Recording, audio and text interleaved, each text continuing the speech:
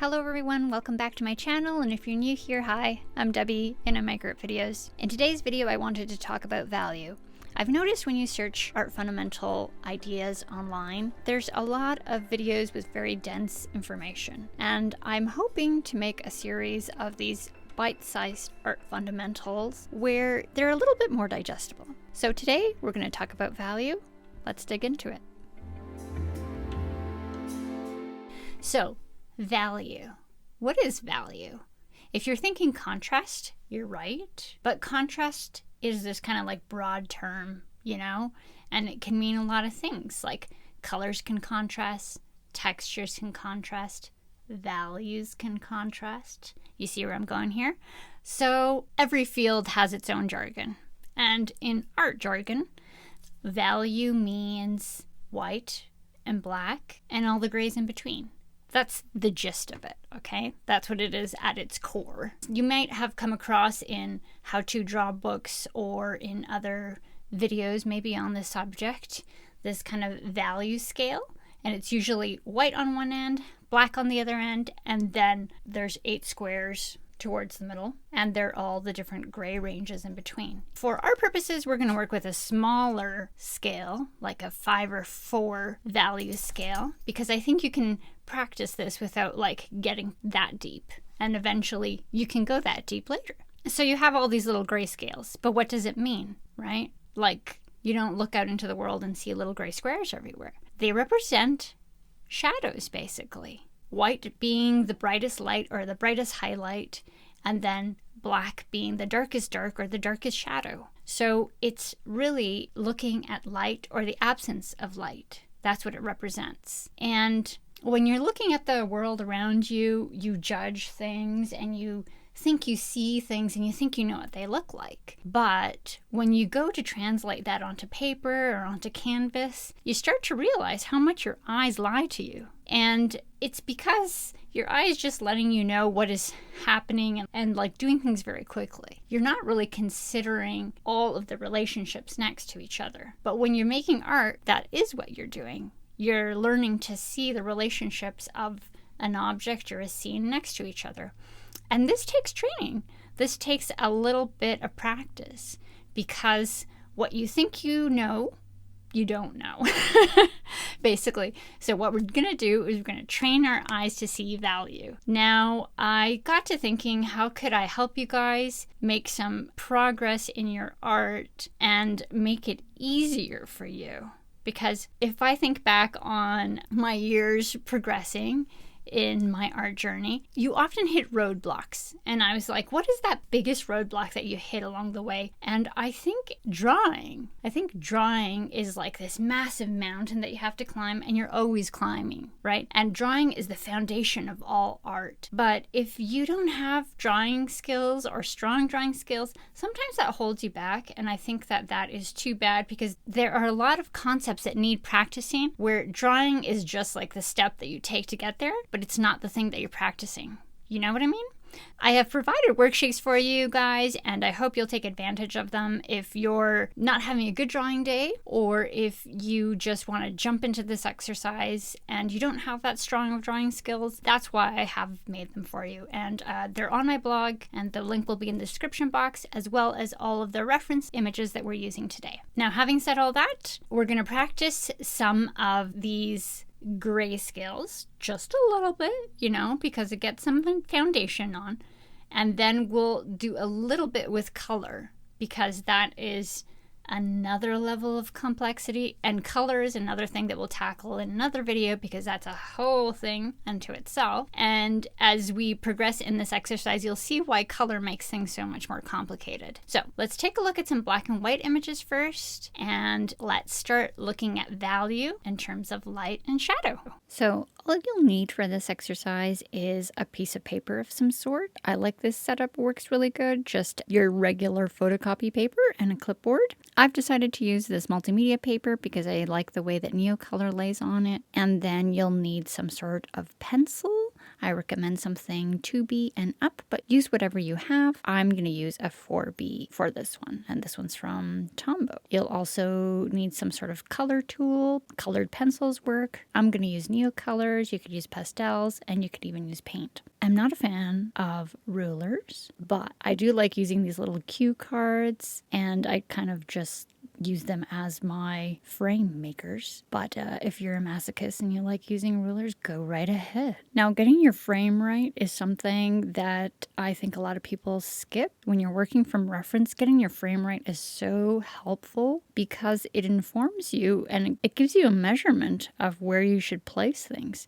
So I would take super advantage of it and get your frame proportions right as well as you can. I'm working from my printed out templates, and we're going to start with a grayscale. So this is not the most fun. I didn't enjoy this when I had to do it in school, and I'm honestly rushing through it. But take your time, because the longer that you spend on it, the nicer that you make it. You can keep it as a reference. You can give it a little bit of a spray with some setting spray, some fixative. And the point of this exercise is really to, first of all, start looking at light and shadow in terms of values, but also to learn to control your tool. A regular old graphite pencil is your most versatile tool. You can get everything out of it, but learning to control the pressure that you need in order to get different gradients of gray is a bit of a thing. It's a bit of a learning curve. So build your grays up slowly, because you can always add to it, but you can't as easily take away, right? And I would say try to use the pencil tip as much as you can. You'll see me smudging here and there because I am trying to get through this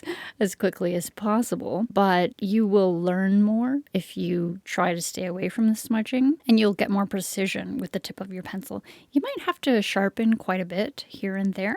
Our first image is in black and white, and that's because it's the most easy to translate a black and white image into a black and white drawing. And all of our little gray-toned exercises are just a single object. It's just a piece of fruit. But you can see that it varies in complexity, and even one single piece of fruit can be a bit challenging to get right. So if you are working from complex still lifes, that's what this would be called, like a simple still life, and you're having challenges, maybe just try practicing drawing one object. Fruit is great because it's organic and you have interesting shapes and stuff, and you know what they look like. You know what a pear looks like, you know what an apple looks like, and you know if it looks right or wrong because you're familiar with it. Values is something I really struggle with myself because I rely online to do most of my heavy lifting and most of my defining of weight as far as dark and shadows go,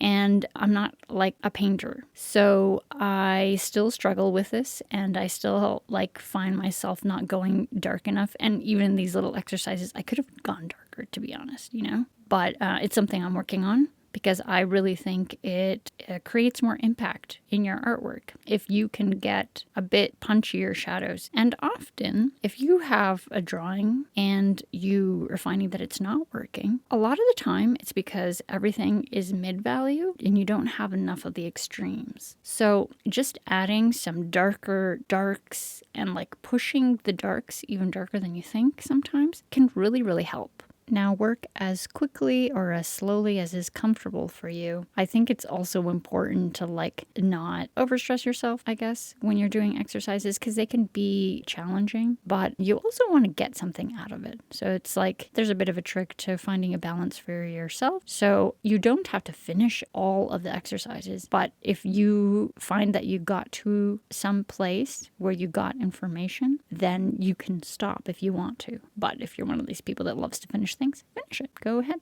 So now we're moving on to a colored reference, and we're taking a colored reference and turning it into a grayscale drawing. And I hope that I have chosen images that illustrate how lighting changes things. And also, we're starting with this one because the lighting conditions are extreme. And something that has more extreme lighting conditions, like this is almost spotlit, is easier than something that has more subtle lighting conditions. That's actually what makes things hard. If you're working from a reference, it's the lighting that makes it difficult often.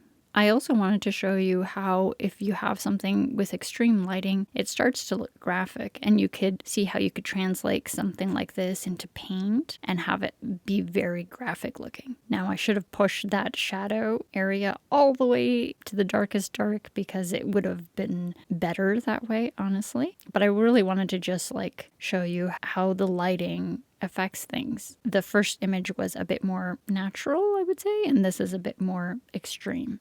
Now our final grayscale exercise is with this apple here, and I would say that the lighting conditions are more similar to the pear, so the first image that we started with, but because it's in color, it's a little bit more challenging. Now, one of the tricks that painters use when they're trying to decide values is squinting. So I should have mentioned that earlier. Squinting is your friend. Squint whenever you are confused. It like blurs the lines between things and makes lights and shadows more distinct from each other. But I hope you can see how, like, if I had turned this into a grayscale photograph, it would be much easier to determine where those values are.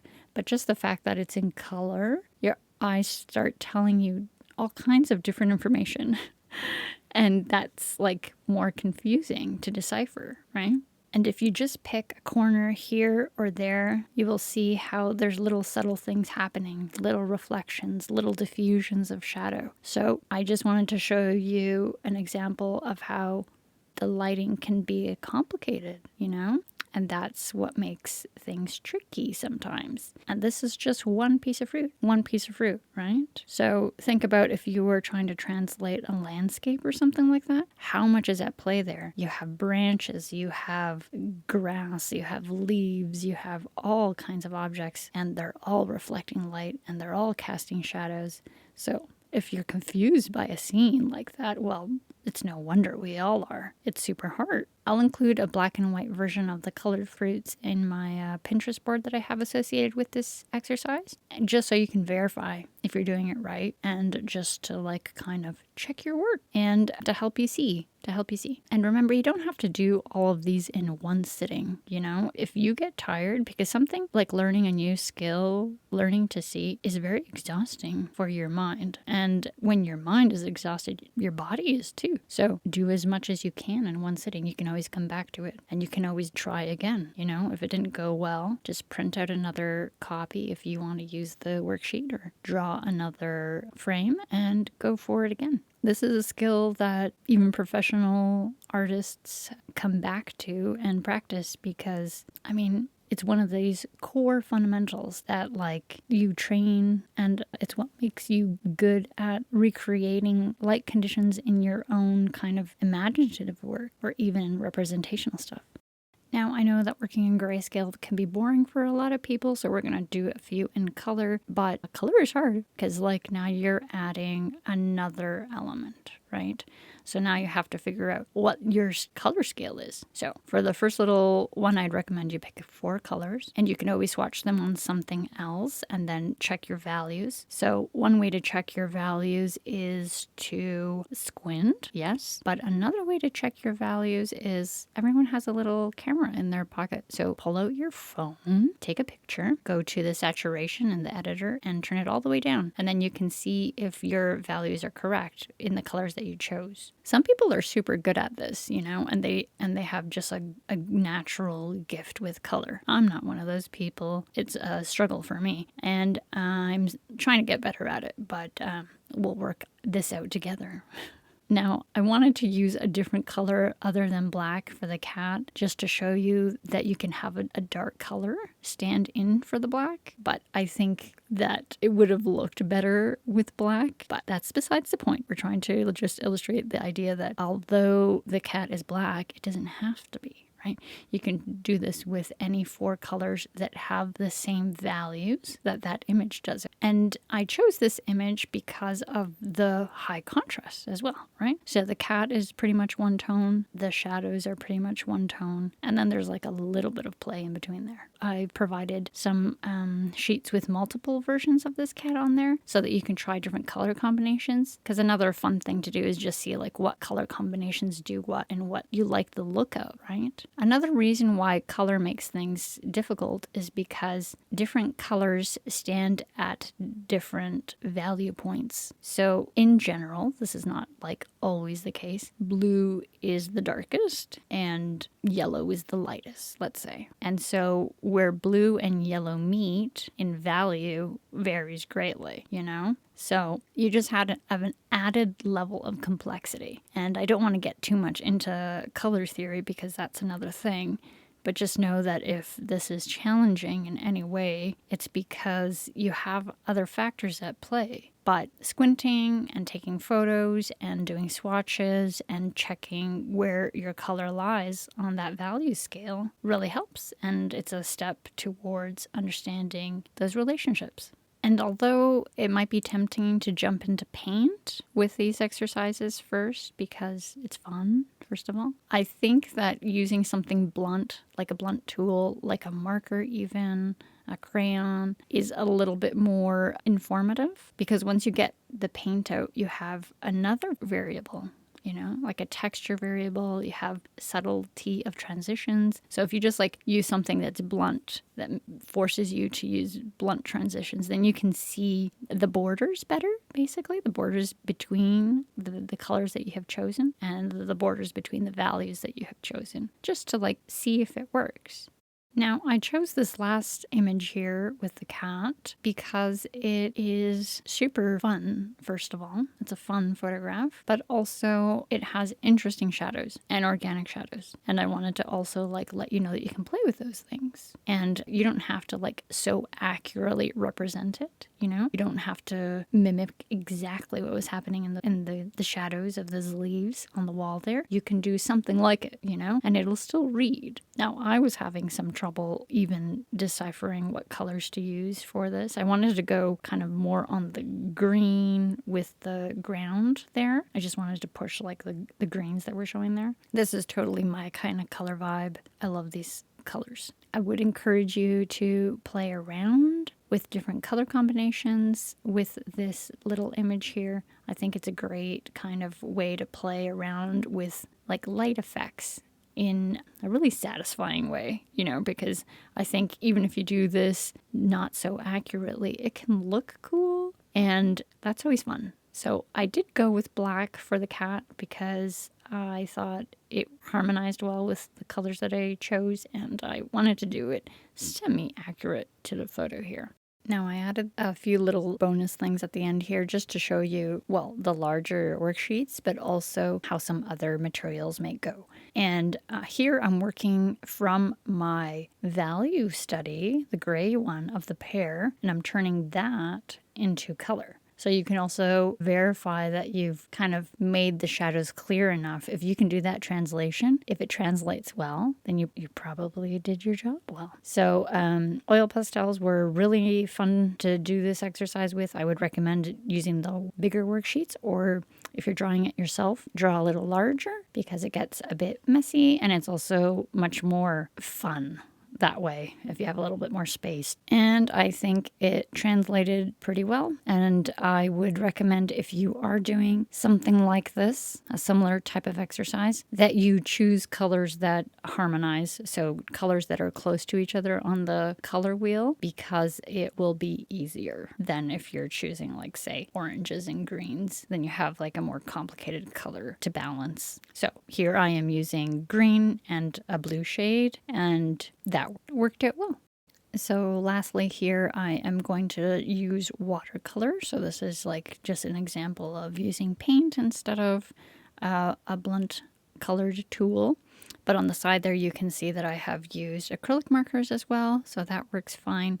And I was going to do a 4 value for the cat thing, but then I just did 3. So I did the black, the pink, and the white because I thought it would be interesting just to show you that you can get really graphic. Like the less colors or the less values you have, it becomes more graphic because you're pushing things even more extreme. So if you're better at a brush than you are with a pencil, go for it with a paint tool. But I do still recommend you practice with a pencil because it is just so helpful, so helpful. And drawing is the foundation of everything. And just practicing manipulating a drawing tool will just help you in so many ways, with colored tools as well. But with paint, you start to get into like stylistic decisions and different ways of representing light and shadow, and you get all painty, right? and I think it can sometimes distract from what you're doing, although it moves faster. So I hope you use the worksheets that I have made available for you. And if you draw them yourself, good on you. And let me know if you have any questions about this video, if I have missed something. And I'd really love to know what kind of art fundamental questions you might have, things that are stumping you that I could make a video on for you. I definitely will do a color one in the future. I won't be making videos just like this, but I just thought once in a while I could do these kind of like worksheet videos for you to help you on your art journey, or just to like help you build an art practice and show you ways that you might be able to do that in a way that helps you progress, hopefully. Stuff like this is heavy lifting, so don't be discouraged. It's hard. It's hard for me. It's hard for everybody. Thanks for watching, everyone, and if you haven't downloaded the printable yet, it'll be available in the description box below, as well as links to the images that are associated with them. And feel free to use them in any way you want to, run different exercises with them as well. If you do use them, please tag me on Instagram at WarmYellowShade. I hope that was useful to you, and I'll see you soon at the next one. Bye.